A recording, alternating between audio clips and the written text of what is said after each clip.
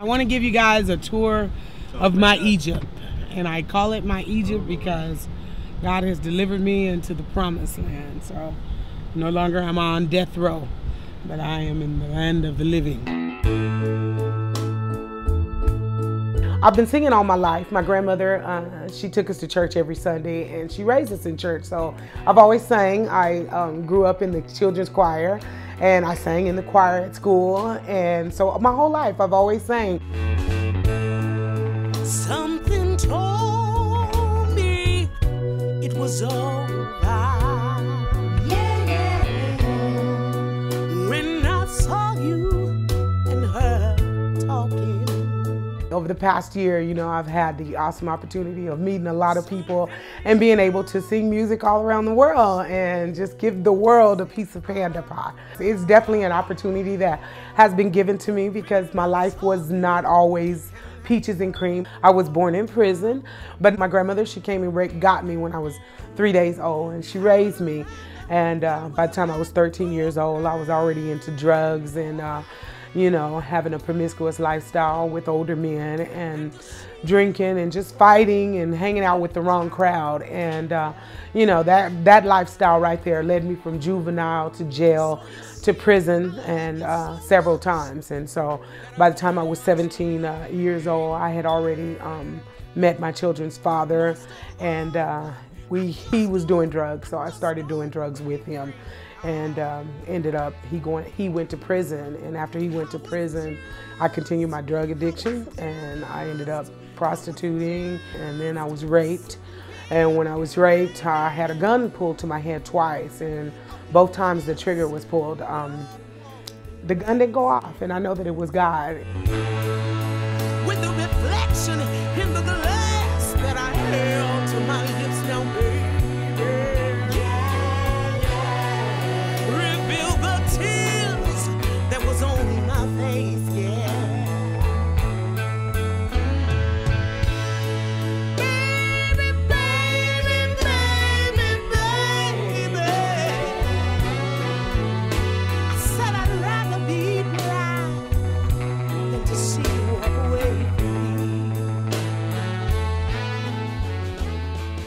This is where I began my strip all the time. And I would walk and look back, and hopefully when somebody drove by, they'd pick me up.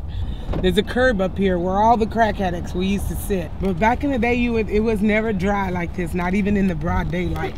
There were women everywhere. And if you rode through here and you look like you might have some money, it don't even matter if you didn't look like you had some money. We were gonna try to flag you down. There was just a lifestyle of hell, you know. I'm so near death so many times, you know, doing drugs, finding people dead that I did drugs with.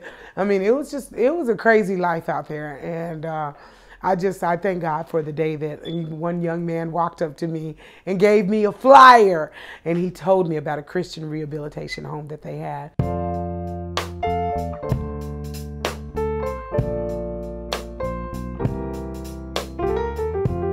God did a major transformation in my life. It's like immediately he delivered me from the drugs and the alcohol, growing up without a father and never having anyone to tell me that I was beautiful, and being bullied when I was young about my looks and appearance and stuff. I never ever went back to drugs. From the day I left drugs alone, that was it for me. I'm not gonna, no, that's it. I just threw myself into work, and I worked 2 jobs to make sure that my kids had I could provide for them decently. And I wanted to see both of them get through high school and get through college. And I'm glad to say that my daughter is a college graduate. My son is 2.5 years in. He has 1.5 years before he graduates. Neither of my kids have been on drugs before. I've never had to go to the jailhouse to get either of them before. And God is allowing me, after my horrible past, to see my dreams come true.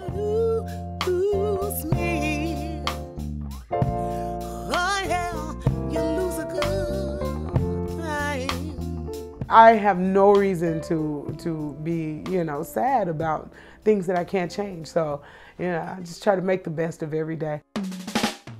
I know you wanna leave me. I just want to thank God for all of my PANDAFANDAs again. Big things are in store, so I just want all my fans to keep up with me and, you know, just pray for me. Get on the team. because we're going to have some fun. The best is yet to come.